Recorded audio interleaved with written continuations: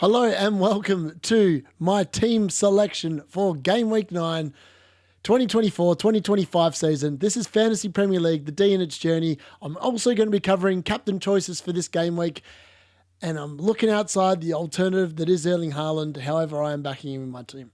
Spoiler alert. All right, now without further ado, let's get into my team selection for Game Week 9. What have I done? So, I have made one transfer this game week. I have actually got rid of Harwood-Bellis. It's pretty obvious Southampton are not going to be keeping any clean sheets anytime soon. And it was a toss-up between Ait Nouri and Michael Keane. But I think potentially neither of them are keeping clean sheets this game week, but I feel like Ait Nouri has better attacking potential returns. I might have called this wrong. And Ait Nouri obviously is on 4 yellow cards, and I am very concerned about this moving forward. However, I am backing him in this week because I think next week Robinson starts instead. Even if he does get booked and he misses next week, Robinson will still come in for him. So without further ado, let's get into my team selection. David Raya, I wish I had more than one free transfer. He'd be gone. As you can see here, I'm hoping for a Liverpool and Arsenal game that finishes 0-0. If it finishes 0-0, my team is going to have a very good game week. Let's put it that way. Because that means and it probably means that I'm going to be on a massive green arrow because I've got no attacking assets from Liverpool or Arsenal, but I've got a defender and a goalkeeper from both those sides. So I'm really rooting for a 0-0. I hope it's boring, goalless fest. I mean, I can't really see Arsenal scoring, which makes me pretty convinced that Trent's going to do well. I mean, Saka missed the Champions League game midweek. So look, I've got Justin. He's in. I've not starting phase this week. Originally, I wasn't going to make a transfer and risk playing 2 Leicester players again. However, since I'm also going to be playing Chris Wood in my team, I just thought that I can't risk that. If I'm banking on Chris Wood to score, that means they're both going to be doing what they did last week, and I just can't afford to have that happen. So that is the main reason why, and I just don't think Fulham and Everton, I couldn't read that game and I didn't feel comfortable playing Robinson instead of Faze.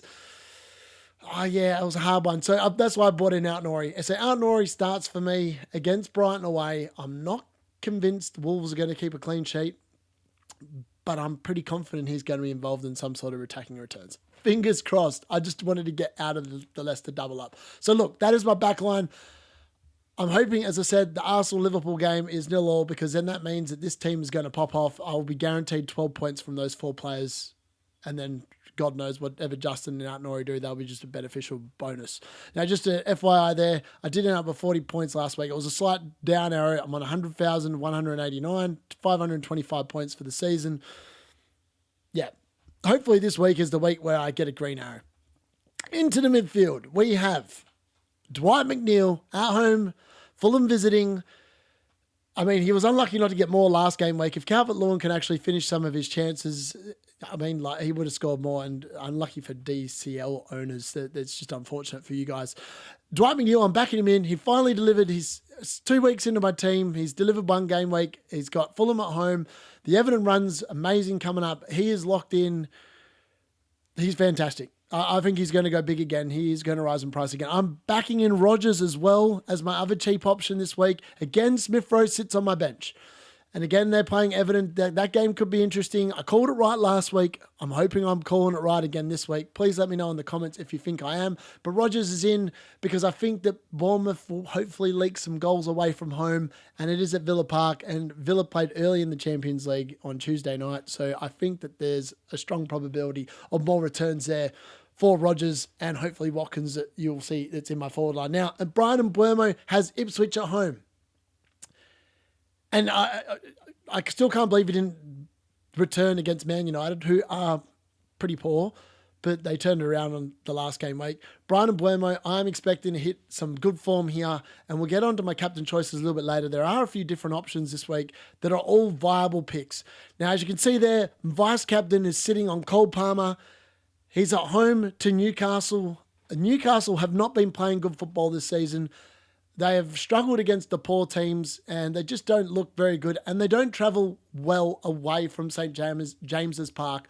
I could well imagine that Cole Palmer here could pop off. He's not going to score 4 goals. I mean, right, if he does, I've done it poorly. But I could see him returning. He is definitely a worthy candidate for captaincy this game week as well, which leaves me with my front three again of Ollie Watkins, who again I'm hoping he started on the bench during the Champions League, so he should be nice and fresh for this game.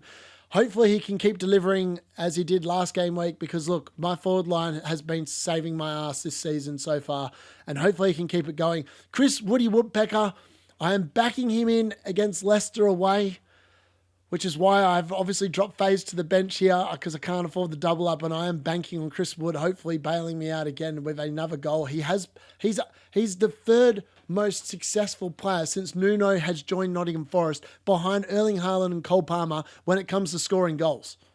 Just let that sink in for a minute. I'm hoping it continues. He's done me 5 from 8 game weeks. Can on Chris Woody Woodpecker. Get me some more wood. Make it 6 from 9. Pretty please. And then Erling Haaland. Surely he can't go back to back blanks. So he's in. He's up front. He's got the captain armband as well. I mean, people have been discussing the merits of triple captaining this week, but if you're coming off the back of back-to-back blanks, I don't think you can realistically even think about putting the triple captain on him. But if you do and it pays off, I mean, all fair play to you. But look, for me, he's just sitting there in the team with the captain on. And then obviously on the bench, Turner, who's eligible to play, but he won't be playing. Smith Rowe is the first person on my bench. I'm not sure about the bench order here. I'm in 2 minds about who should be in front. Should it be Robinson in front of Smith Rowe or Smith Rowe behind Robinson? I don't know. I feel like all my players are going to play anyway, so I'm not too concerned about that. And then FaZe sits on the last spot on the bench just because of the fact I think Chris Wood's going to score. But I do think that Justin potentially could get attacking returns. It's the only reason why I picked Justin over FaZe.